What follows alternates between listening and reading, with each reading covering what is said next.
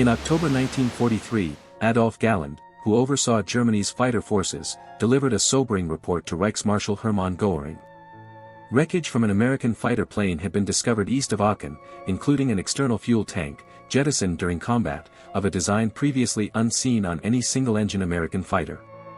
Galland's message was unmistakable: American single-engine fighters were now penetrating deeper into German airspace than any Luftwaffe strategist had believed possible.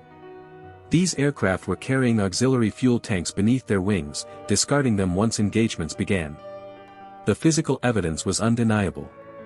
According to Galland's later recollections, Goering dismissed the findings, asserting that the fighters must have been damaged, gliding eastward from high altitude after being struck near the coast. He adamantly declared that American single-engine aircraft could not reach Aachen and return to England, refusing to entertain any alternative explanation. 5 months later, on a crisp March morning in 1944, German fighter pilots peering from their Messerschmitt cockpits witnessed American fighters circling above the bomber formations, high over Berlin's rooftops. Their distinct silhouettes belonged to no aircraft that should have been capable of such a feat. The Reich's capital, situated 600 miles from the coast through hostile skies, was presumed to be beyond the operational range of single-engine American fighters. This assumption formed the bedrock of Germany's entire daylight air defense strategy. Yet, there they were, maneuvering, ascending, and engaging. This narrative recounts how these remarkable aircraft arrived there. It is the story of an airframe produced in a mere 102 days, an engine modification suggested by a British test pilot during a brief 30-minute flight at Duxford, and a prominent polo player turned air attaché who championed the project through bureaucratic indifference in Washington. It involves a fuselage fuel tank that nearly compromised the aircraft's stability and a directive posted on a wall at the 8th Air Force Fighter Command, removed by order of a new general, Doolittle, in January 1944. It is also the story of the brave airmen who piloted these machines on the days the Luftwaffe ceased to believe its own skies were secure. March 4th, March 6th, March 8th, 3 pivotal days that, while not ending the war, shattered a half-year-long illusion held by the Reichsmarschall. Galland had precisely foretold what was coming, Goering had vehemently denied it. Then, it materialized in formation above Berlin. If this account resonates with you, a simple like ensures it reaches others who need to discover it. To grasp the profound impact of the Mustangs over Berlin on the Luftwaffe's high command, one must understand the air war the 8th Air Force was steadily losing throughout the latter half of 1943. The American daylight bombing campaign was founded on a doctrine developed at the Air Corps Tactical School at Maxwell Field in the late 1930s. This doctrine asserted that heavily armed, four-engine bombers, flying in tight defensive formations at high altitudes, could penetrate any target in Europe without the need for fighter escort. The B-17 Flying Fortress bristled with .50 caliber machine guns in its nose, tail, top, bottom, and waist positions. The B-24 Liberator was similarly equipped. Operating in close formation, the doctrine claimed, their overlapping fields of defensive fire would obliterate any attacking fighter. This doctrine proved fatally flawed. Lieutenant General Ira Eaker, commanding the 8th Air Force from December 1942, spent most of 1943 discovering just how wrong it was. On August 17, 1943, Eaker dispatched 376 B-17s to target the ball-bearing factories at Schweinfurt and the Messerschmitt assembly plants at Regensburg. 60 bombers failed to return. 600 American aircrew were killed, wounded, or captured in a single afternoon. Roger Freeman's Mighty Eighth War Diary, the closest definitive day-by-day record for the 8th Air Force, documented a staggering 16% loss rate. Eaker attempted again 2 months later. On October 14, 1943, 291 B-17s returned to Schweinfurt to complete the destruction of the ball-bearing facilities. Another 60 bombers were lost in combat. An additional 17 were so severely damaged they were scrapped after landing, and 121 returned with battle damage. Roughly 650 more American aircrew were lost in 8 hours. The airmen grimly dubbed it Black Thursday. The 8th Air Force did not attempt another deep penetration mission into Germany in clear weather for the remainder of the year. What had failed was not the principle of strategic bombing, but rather the doctrine of the unescorted bomber. The existing escort fighters, the P-47 Thunderbolt with its powerful Pratt & Whitney radial engine and the P-38 Lightning with its twin Allisons, lacked the range to reach Schweinfurt and return to England. The Thunderbolt's drop tanks, in mid-1943, extended its range perhaps as far as Aachen. Beyond that point, German fighters had the bombers to themselves for 3 hours. The German pilots were well aware of this, having trained specifically for such engagements, and they were waiting. In Washington, London, and the headquarters of Bomber Command and the 8th Air Force, the same conclusion was being reached by various channels. A successful daylight bomber offensive into Germany was impossible until a fighter capable of escorting the bombers all the way to Schweinfurt, Regensburg, Leipzig, and Berlin became available. That fighter already existed. It had been flying for 3 years, hidden in plain sight, hampered by the wrong engine. Let's rewind to April 24, 1940. The British Purchasing Commission, desperately seeking combat aircraft from any available source, signed a contract with North American Aviation in Inglewood, California. North American was a relatively small firm, best known for its AT-6 Texan trainer. The contract stipulated 320 fighter aircraft of an entirely new design, priced at no more than $40,000 each. Company President James Dutch Kindleberger and Vice President John Leland Atwood accepted the British condition that the first prototype be rolled out of the factory within 120 days. The chief designer was Edgar Schmud, with Edward Hawkeye serving as chief aerodynamicist, and Bob Chilton as chief test pilot. Looking back, the design choices made during those months are remarkably prescient. Schmud specified a laminar flow wing, then an experimental aerodynamic profile that significantly reduced drag at high speeds. He also incorporated a low-slung belly radiator with a meticulously shaped duct which, through what became known as the Meredith effect, generated a small amount of forward thrust at cruising speeds. Furthermore, he designed a long, slender fuselage with internal fuel tanks integrated into the wings.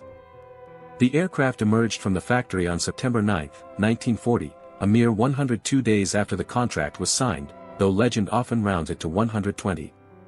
It then sat for 18 days awaiting its intended engine. Once the engine finally arrived and was installed, the aircraft, designated NA-73, made its inaugural flight on October 26, 1940. Freelance test pilot Vance Breeze conducted 2 flights that day at Mines Field, a 5-minute hop and a 10-minute follow-up. The aircraft handled beautifully. The British named it the Mustang. The first production models reached the United Kingdom in late 1941. By spring 1942, Mustang Mark I aircraft were in operational service with Royal Air Force squadrons, where the airframe's potential clashed with its engine's limitations. The Allison V-1710 was an excellent power plant at low altitudes, utilizing a simple single-stage mechanical supercharger that provided good power up to approximately 15,000 feet. Above this altitude, its power output sharply declined. At 25,000 feet, the bomber's cruising altitude and the Messerschmitt's hunting ground, the Mustang was slower than both a Spitfire and a Focke-Wulf. Below 10,000 feet, the aircraft was a formidable weapon. Above 20,000 feet, it became a vulnerable target. The Royal Air Force employed the Mustang Mark I for tactical reconnaissance over the French coast and for low-level intelligence gathering. It excelled in this role, but it was not a high-altitude fighter, and without a high-altitude fighter, the bombers could not be adequately protected. On April 30, 1942, Rolls-Royce service liaison test pilot Ronnie Harker took a Mustang MKI, bearing registration AG-422, for a 30-minute flight from RAF Duxford. This flight had been arranged by Wing Commander Ian Campbell-Ord of the Air Fighting Development Unit, who knew Rolls-Royce was seeking promising airframes for its new high-altitude Merlin engines. Harker landed, then immediately drafted a memorandum. He did not mince words, stating unequivocally that the Mustang airframe possessed the speed, handling, and range of a fighter capable of escorting bombers. What it lacked, he concluded, was an engine, specifically, the Rolls-Royce Merlin 61, the 2-stage, 2-speed supercharged engine that was about to transform the Spitfire Mark IX's high-altitude performance. The memo ascended the Rolls-Royce hierarchy at Hucknall. A limited number of trial conversions were authorized.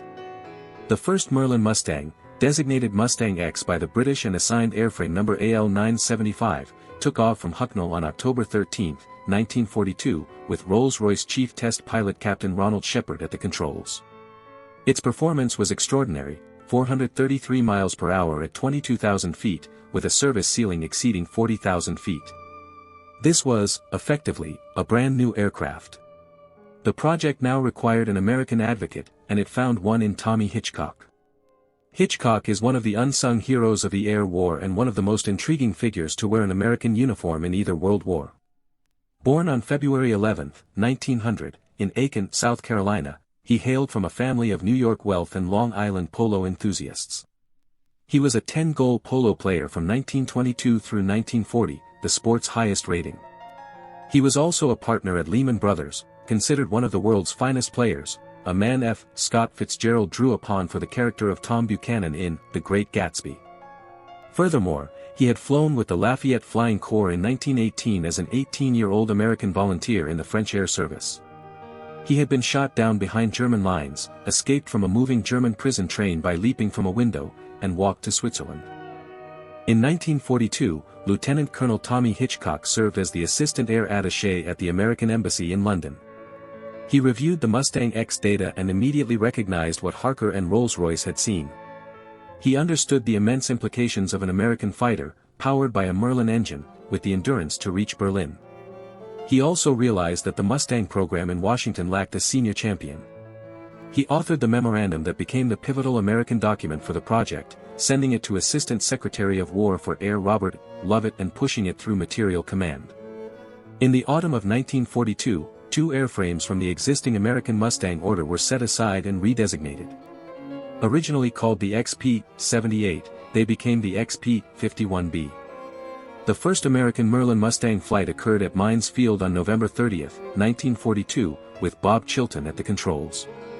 The 45-minute flight, which reached above 30,000 feet, concluded with a smoking landing due to a coolant leak. The flight data corroborated the British figures. This was a new aircraft. The engine itself was license-built in the United States by the Packard Motor Car Company of Detroit as the V-1650. Packard would produce over 55,000 Merlins before the war's end. By the spring of 1943, the first production P-51B Mustangs were rolling out of the Inglewood factory. By autumn, the initial crates were being unloaded at British ports. What this aircraft brought to the 8th Air Force was not merely speed at altitude, but crucial reach. The P-51B carried 92 gallons of internal fuel in each wing and an additional 85 gallons in a tank installed behind the pilot seat, totaling 269 gallons of internal fuel in a single-engine fighter. Adding 2 75-gallon drop tanks under the wings, or the larger 108-gallon tanks made from compressed paper, produced by the British to conserve steel, gave the aircraft a combat radius of 600 to 750 miles, depending on the flight profile. Berlin lay approximately 550 miles from the English coast, across hostile airspace. The calculations, though tight, worked out. However, there was a significant drawback, as there almost always is.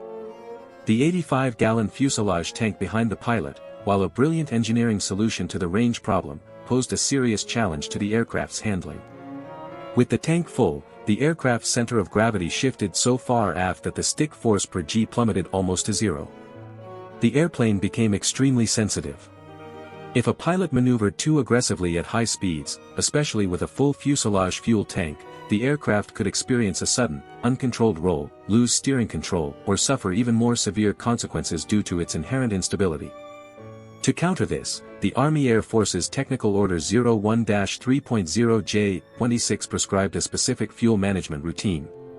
Pilots were instructed to deplete fuel from the fuselage tank first during their ascent from England, reducing its contents to no more than 40 gallons before switching to the external drop tanks. By the time the formation reached the German border, the fuselage tank was sufficiently lightened, ensuring the aircraft handled correctly.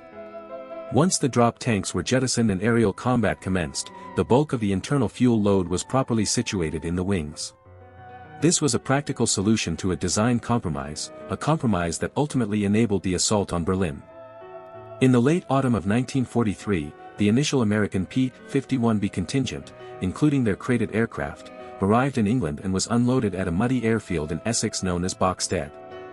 The 354th Fighter Group had journeyed across the Atlantic aboard the troopship Athlone Castle in late October. Although administratively part of the 9th Air Force, the Tactical Air Force being assembled in England to support the eventual invasion of France, it was operationally assigned to the 8th Air Force for the crucial strategic bomber escort mission. The members of the 354th would soon adopt the moniker, Pioneer Mustangs, as they were the first American group to deploy the Merlin-powered Mustang in combat. They urgently required a combat leader. Their commanding officer, Colonel Kenneth Martin, was an adept administrator but possessed limited combat experience.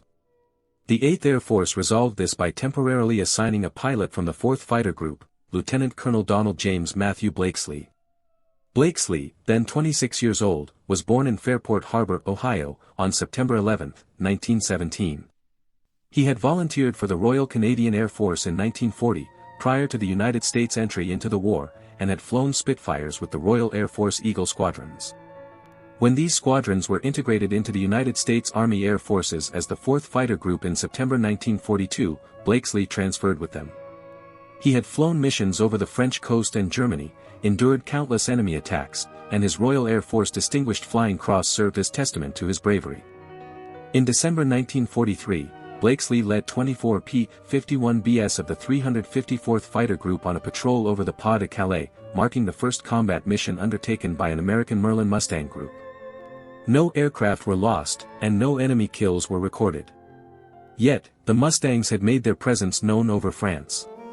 12 days later, on December 13, the 354th executed its inaugural deep penetration escort mission to Kiel, extending 480 miles into German territory. The Luftwaffe took notice.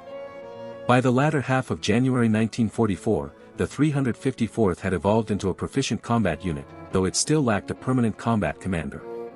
Colonel Martin had been shot down and captured on January 11. On February 12, Lieutenant Colonel James Howell Howard formally assumed command. Howard is a name that deserves recognition.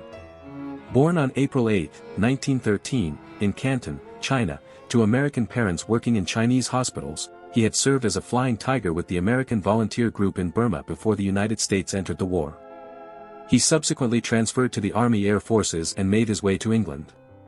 On January 11, 1944, a month before officially taking command of the 354th, Major Howard was flying P-51 cover for the 401st Bomb Group on a deep strike mission to the Messerschmitt assembly plants at Ostersleben, roughly 100 miles southwest of Berlin.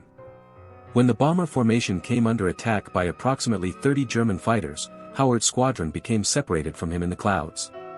He engaged the enemy alone for nearly 30 minutes, attacking successive waves of German fighters with any gun still operational, successfully shielding the bombers and ensuring their safe return. The pilots of the 401st Bomb Group submitted a report that stated, in part, that a single P-51 had defended them for half an hour against a Luftwaffe force that vastly outnumbered him. James Howell Howard would be awarded the Medal of Honor for this extraordinary action, making him the sole American fighter pilot in the European theater of operations to receive it. It is important to clarify, given this video's focus on Berlin, that Howard's Medal of Honor was earned over Ostersleben, not Berlin. The Mustangs were already shifting the balance of the air war 100 miles short of the capital. They weren't there yet, but they were about to be. While the 354th was mastering its aircraft over the Pas de Calais and Kiel, a significant change was brewing at Bushy Park in London. On January 1, 1944, the United States Strategic Air Forces in Europe was activated as a new theater command under Lieutenant General Carl Spaatz. 5 days later, on January 6, Lieutenant General James Harold Doolittle assumed command of the 8th Air Force at Dawes Hill, succeeding Ira C. Eaker, who took command of the Mediterranean Allied Air Forces. Doolittle, 47 years old, held one of the first doctorates in aeronautical engineering ever awarded in the United States, from the Massachusetts Institute of Technology. He had received the Medal of Honor for the carrier-launched bomber raid on Tokyo in April 1942. Small, meticulous, and intellectually incisive, Doolittle held views on how the 8th Air Force Fighter Command was being utilized that diverged from current policy. Within his first 3 weeks in command, Doolittle visited the 8th Fighter Command at Bushy Park. Its commander, Major General William Ellsworth Kepner, was an old cavalry officer who had transitioned to lighter-than-air craft and then to the Air Corps. On the wall of Kepner's office hung a poster declaring that the primary duty of 8th Air Force fighters was to ensure the bombers returned safely. In his autobiography, "I Could Never Be So Lucky Again," Doolittle recounted the ensuing exchange. He inquired whose sign it was, and Kepner replied it had been there upon his arrival. Doolittle instructed him to remove it. A new sign was erected, which declared that the primary duty of 8th Air Force fighters was to destroy German fighters. Doolittle then issued Kepner the verbal order that would fundamentally alter the air war. Fighters were no longer to maintain close formation with the bombers and await attack. Instead, They were to range ahead of the bomber stream, actively hunt the Luftwaffe in the air, and then descend to low altitude on their return journey to strafe Luftwaffe airfields. Flush them out in the air, Doolittle told Kepner, and beat them up on the ground. Doolittle would later write that this was the most crucial and controversial military decision he made during the war. The bomber crews initially disliked it, preferring to see their little friends visible alongside them in the sky. What they received instead were little friends actively hunting ahead, and a gradually emptying sky over the target as the Luftwaffe was forced into an unwinnable fight. Galland himself, after the war, articulated the same point differently. The day the American fighters came off close escort, he stated, and went on the offensive was the day Germany lost the air war. This doctrinal shift at the 8th Air Force occurred before the Mustangs were deployed in full force, but the Mustangs were the aircraft that made the doctrine effective. A P-47 Thunderbolt, cleared for offensive hunting, could not pursue a retreating German fighter back to its base if that base was, for example, at Brandenburg. The combination of Doolittle's aggressive sweep doctrine and the Mustangs' extended range was what ultimately sealed the trap. The Luftwaffe sensed the trap closing even before the Mustangs reached Berlin. From February 20 to 25, 1944, the United States Strategic Air Forces executed an operation codenamed Argument, which the air crews dubbed Big Week. Over 6 days, 3,800 American heavy bomber sorties delivered 10,000 tons of bombs aimed at German aircraft production, ball-bearing factories, and the Reichsmarschall command structure. The cost was 226 American heavy bombers and 28 fighters lost. Royal Air Force Bomber Command lost another 131 aircraft in concurrent night operations. The Luftwaffe suffered 355-day fighter losses and approximately 100 experienced pilots during those 6 days. Williamson Murray, in Strategy for Defeat, the Air University Press study of the Luftwaffe published in 1983, tabulates the broader picture. In February 1944, the Luftwaffe wrote off 33.8% of its single-engine fighter strength and 17.9% of its fighter pilots. In March 1944, these figures rose to 56.4% and 21.7% respectively.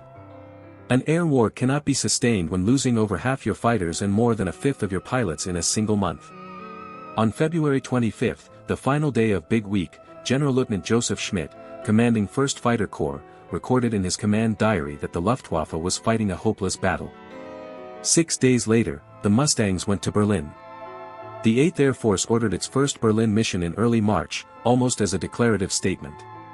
Bombing the capital was militarily beneficial, and psychologically, it answered a year of headlines where only Royal Air Force Bomber Command had attacked Berlin, and then only at night. On March 3, the weather deteriorated almost immediately. Cloud tops over the Jutland Peninsula soared past 28,000 feet, making contrail-free flight impossible. Most of the bombers were recalled and jettisoned their ordnance on coastal targets of opportunity. However, the recall did not reach everyone. The 55th Fighter Group of P-38 Lightnings, based at RAF Nuthampstead under Lieutenant Colonel Jack Jenkins, continued eastward. Whether they failed to receive the recall, or whether Jenkins chose to disregard it, remains debated. What is undisputed is that the 55th's Lightnings became the first Allied fighters in the skies over Berlin. A round trip from Nuthampstead to the capital and back was approximately 1,300 miles. They found no bombers to escort and turned for home. The same day, near Wittenberg, the 4th Fighter Group from Debden engaged 60 German aircraft, predominantly Focke-Wulf 190s and Messerschmitt 110s. Captain Don Gentile, an Italian-American flight commander from Piqua, Ohio, born on December 6, 1920, scored his first kill in a P-51, a Dornier 217. His wingman, Lieutenant John Godfrey, witnessed it go down. The 4th lost 3 pilots that day. Lieutenant Vermont Garrison was taken prisoner, Philip Dunn was captured after his engine ran dry, and Lieutenant Glenn Herter was killed when his parachute malfunctioned. The following day, March 4, the 8th Air Force attempted the mission again. Once more, the weather forced most of the force to turn back. However, one combat wing, the 13th A, consisting of 19 B-17s from the 95th Bomb Group out of Horham, 12 B-17s from the 100th Bomb Group out of Thorpe Abbotts, and 1 Pathfinder B-17 from the 480th, equipped with radar, pressed on through the clouds to Berlin. When Wing Commander Lieutenant Colonel Harry Mumford found his bomb bay doors jammed, he signaled the Pathfinder to take the lead. The Pathfinder, piloted by Lieutenant William Owen with Lieutenant Marshal Thixton as bombardier, dropped the first American bombs on the capital of Nazi Germany. Escorting them, in scattered groups, were Mustangs from the 4th Fighter Group and the 354th. Don Blakesley had ordered the 4th to turn back, but 8 of his pilots, including Gentile and Godfrey, either did not receive the order or chose not to obey it. They linked up with the 13th A-Wing and, on that day, became the first American Mustangs in the sky over Berlin. The 354th faced its own challenges, with mechanical aborts reducing its strength by half. Lieutenant Colonel Howard's men also reached Berlin. So did the 357th Fighter Group, the second strongest of the 3 Mustang groups in the 8th, which had been transferred from the 9th Air Force a month earlier. Among the 357th's pilots that morning was a 21-year-old flight officer from Myra, West Virginia, who scored his first aerial victory over Berlin, a Messerschmitt 109. His name was Charles Yeager. He would have a difficult next day. On March 5, the 8th Air Force dispatched a force to Bordeaux. The escort included the 357th and the 4th Fighter Groups. Yeager was hit near the town of Grignals by 3 Focke-Wulf 190s. The Focke-Wulfs severed his elevator cables. He bailed out at 18,000 feet from his P-51, Glamorous Glen, and landed hard in the French countryside. The Maquis concealed him, and he would cross the Pyrenees on foot weeks later. The same day, the 357th's commanding officer, Colonel Henry Spicer, was shot down on the same mission and taken prisoner. Lieutenant Steve Pisanos of the 4th Fighter Group, Greek-born and the first man ever naturalized as an American citizen outside the continental United States, crashed in occupied France and went underground with the French resistance for 6 months. None of these men would be over Berlin the following day. None of them would witness what transpired. On the morning of March 6, 1944, the 8th Air Force launched 730 heavy bombers and approximately 800 fighters against Berlin, comprising 563 B-17s and 249 B-24s.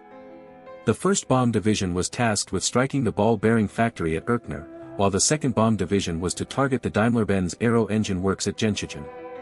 The Bombing Division's objective was to strike the Bosch Electrical Works located in Kleinmachnow. This formidable force of 800 fighters included over 150 P-51 Mustangs. Among them was the 4th Group from Debden, under the command of Colonel Don Blakesley, whose promotion to full colonel was officially confirmed just 2 days later.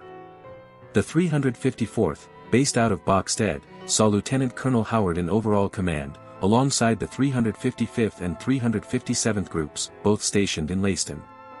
The 357th had endured a challenging 2-day period.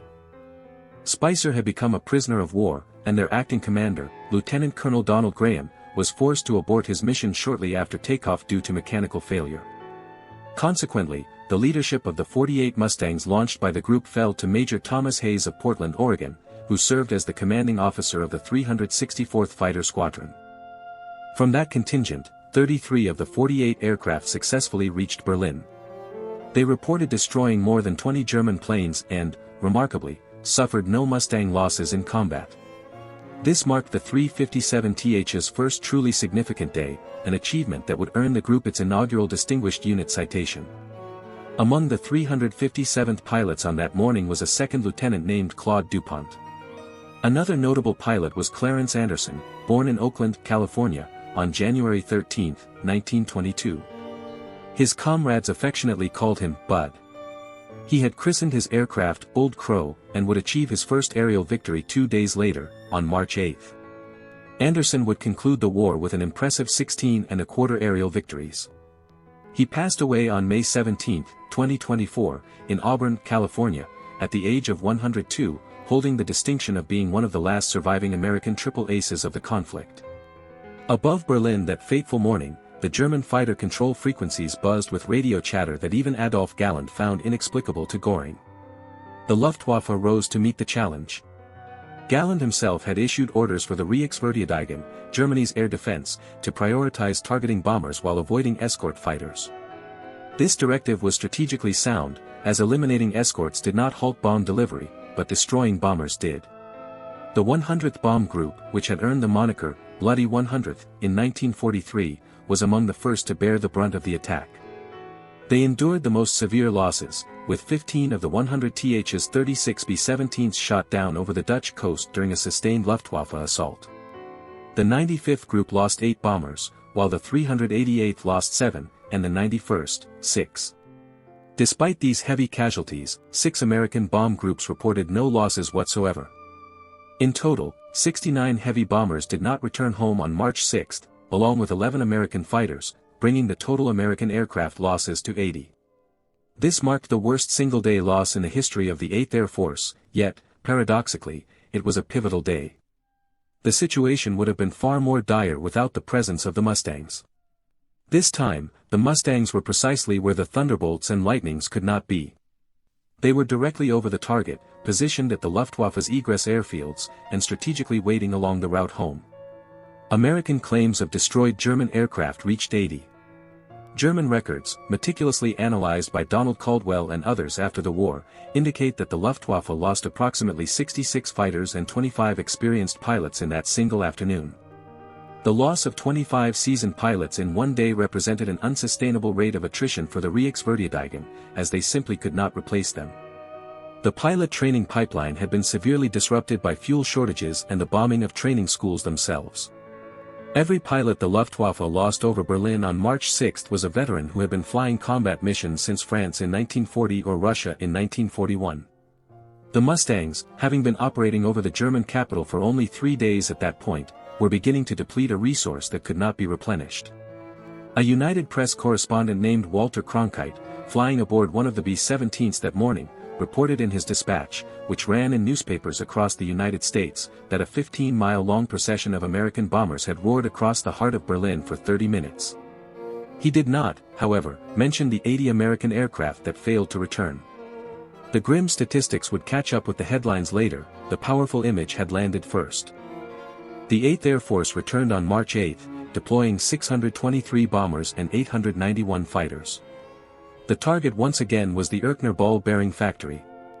This time, 37 bombers did not return. On this mission, the 357th's Bud Anderson achieved his first kill, and Don Gentile experienced his most successful day. Leading his section with Lieutenant Godfrey on his wing, Gentile engaged an estimated 50 German fighters, shooting down 3 of them. This action earned him his first Distinguished Service Cross. He would later receive a second. By April 8, he would surpass Eddie Rickenbacker's American record from the First World War. Tragically, Gentile died in a T-33 jet trainer crash near Forestville, Maryland, on January 28, 1951, at the age of 30. In a Luftwaffe office in Berlin, where for 5 months the argument had persisted that single-engine American fighters could not reach the capital, the discussion finally ceased. If your father, grandfather, uncle, or brother served in the 8th or 9th Air Force, his name belongs in the record. His bomb group, his fighter group, his squadron, his role on the aircraft, these men are fading from living memory faster than most people realize. The roll call accompanying this video is the kind of lasting record that endures. 5 weeks after March 3, on April 27, 1944, Galland would author a staff report, preserved in the German archives, stating that in the preceding 10 operations, the Luftwaffe had lost 500 aircraft and 400 pilots. Over the previous 4 months, it had lost 1,000 pilots. He noted that the enemy outnumbered German day fighters by ratios of 6-to-1 and 8-to-1 in the skies over the Reich. Galland informed his commanders that he would rather have a single Messerschmitt 262 jet fighter in service immediately than 5 Messerschmitt 109s, a change from his earlier assessment of 3 a month prior. The situation, he wrote, was rapidly deteriorating. A few days before Galland penned that report, on April 19, 1944, Tommy Hitchcock, the renowned polo champion and Lehman Brothers partner who had championed the Merlin Mustang program through Washington, D.C., took a P-51B near Salisbury, Wiltshire, to investigate high-speed dive handling issues. The aircraft failed to recover from the dive, and the very instability he was examining claimed his life. He was 44 years old and never witnessed firsthand the profound impact his aircraft had on the Luftwaffe over Berlin, though he died knowing of its success. There is a passage in Galland's memoir, The First and the Last, published in German in 1953 and in English by Methuen in 1955, that has been quoted for 70 years. Galland writes that he repeatedly warned Goering that American long-range fighter escorts were coming, and that Goering consistently refused to believe him. He records that at one point, after the wreckage of American fighters was recovered well west of Berlin, the Reichsmarschall actually told his own staff that the American fighters were not present. Goering asserted this because admitting their presence would be tantamount to admitting the air war was lost. The popular version of the story claims that upon seeing the Mustangs over Berlin, Goering declared that he knew the game was over. This phrasing has been refined by enthusiasts, museum captions, and television documentaries for 7 decades. In strict historical terms, no primary source explicitly records that exact line. The catchy version is a post-war paraphrase. What is definitively documented is this: on May 10, 1945, Reichsmarschall Hermann Goering was interrogated at Augsburg by Lieutenant General Karl Spaatz, the commander who orchestrated the air offensive that ultimately crippled the Luftwaffe. Spaatz inquired when Goering realized the Luftwaffe was losing control of the air. The transcript, preserved in the Donovan Nuremberg Trials collection at Cornell Law Library and reprinted in Air Force magazine in August 2015, records Goering's response: when the American long-range fighters were able to escort the bombers as far as Hanover and shortly afterward as far as Berlin, the Luftwaffe knew it must develop the jet aircraft. The plan for the early development of the jet was unsuccessful, Goering continued, only because of the American bombing attacks. This is the accurate quote, more candid than the popular rendition, yet conveying the same truth in plainer language. The Mustangs over Berlin were not merely an embarrassment, they represented a strategic turning point. The Reichsmarschall understood this, and the General of Fighters had known it for months. The German fighter pilots who peered through their canopies on March 6 and saw an aircraft that should not have been there felt it even before either of their superiors admitted it. In my view, the most striking aspect of the early March Berlin missions is that the Luftwaffe's senior leadership had been warned in writing in October 1943 that precisely this scenario was imminent. They had the wreckage on their tables, the engineering data, and the air-to-air combat reports from bomber escort missions over Germany in November, December, and January. Galland had explicitly informed Goering. Schmid's 1st Fighter Corps had been documenting the attrition. The Jägerstab, the fighter staff, was activated by Albert Speer on March 1, just 5 days before the first full-scale Berlin raid, precisely because the day fighter situation was collapsing. Everyone in the Reich who needed to know, knew. The Reichsmarschall refused to acknowledge it. And when the Mustangs arrived anyway, they did so right on schedule. Roger Freeman's Mighty Eighth War Diary meticulously records the operational facts in dry, chronological prose. Donald Caldwell and Richard Muller's The Luftwaffe over Germany provides the German perspective with the same precise detail.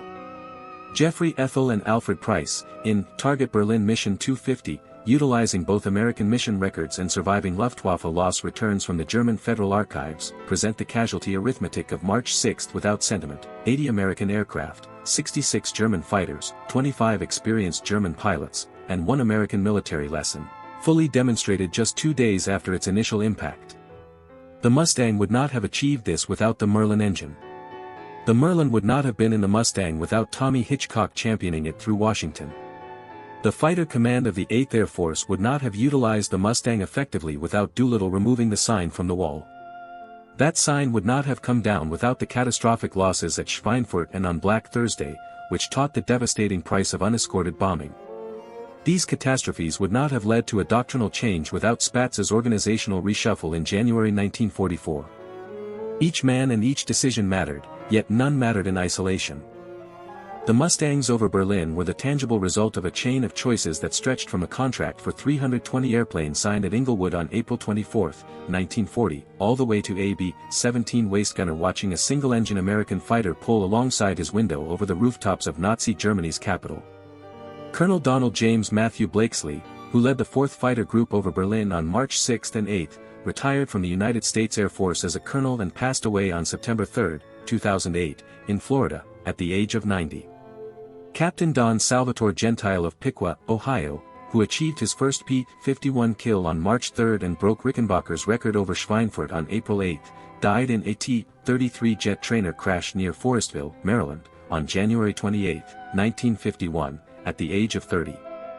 Brigadier General James Howell Howard, Medal of Honor recipient and the only American fighter pilot in the European theater of operations to receive it, born in Canton, China, on April 8, 1913, died on March 18, 1995, in Bay Pines, Florida, at 81. Brigadier General Clarence Emile Bud Anderson, born in Oakland, California, on January 13, 1922, died on May 17, 2024, in Auburn, California, at the age of 102. His airplane, on every wartime mission and every post-war test flight, was named Bold Crow. Brigadier General Charles Elwood "Chuck" Yeager, who scored his first kill over Berlin on March 4, was shot down the next day, walked across the Pyrenees, returned, and finished the war with 11.5 aerial victories. On October 14, 1947, he became the first man to fly faster than the speed of sound. He died in Los Angeles on December 7, 2020, at the age of 97. Lieutenant Colonel Tommy Hitchcock, 10-goal polo champion and the man whose Washington Memorandum brought the Merlin into the Mustang, died in a P-51B near Salisbury, Wiltshire, on April 19, 1944, at the age of 44. Adolf Galland, who warned the Reichsmarschall of what was coming and was disbelieved, died in Oberwinter, Germany, on February 9, 1996, at 83. He spent his post-war years writing, flying, and corresponding with the American pilots who had defeated his command. Reichsmarschall Hermann Goering took cyanide on the night of October 15, 1946, 2 hours before he was to be hanged at Nuremberg. He was 53. In his interrogation by General Spatz at Augsburg 5 months earlier, he had pinpointed the exact moment the air war was lost. It was the moment Galland had identified for him in October 1943.